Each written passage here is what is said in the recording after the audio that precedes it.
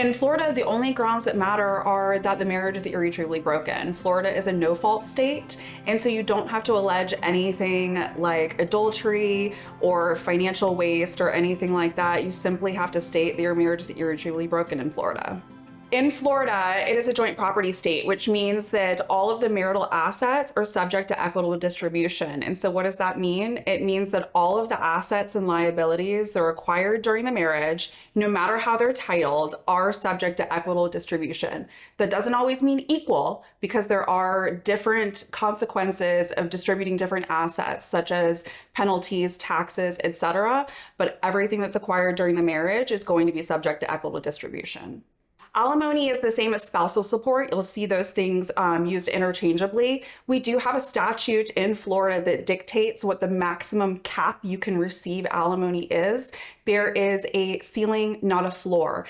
And so what we're doing is we're looking at the length of your marriage. We're also looking at different factors such as, was your career interrupted in order to care for children or your spouse? Were you seeking education or assisting your spouse in seeking education in order to further their career? And so alimony can be awarded, not in a marriage that's less than 3 years, but anything more than that, you're going to see an uptick in what the maximum alimony you can receive is in Florida.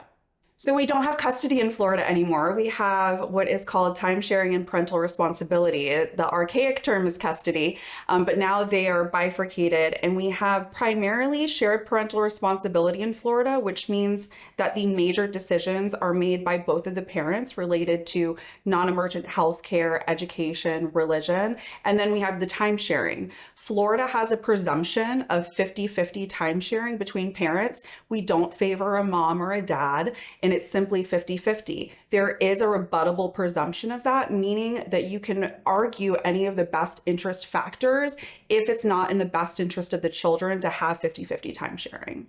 If you have any questions about the topics that we've discussed, then you can reach out to us at Tampa Divorce.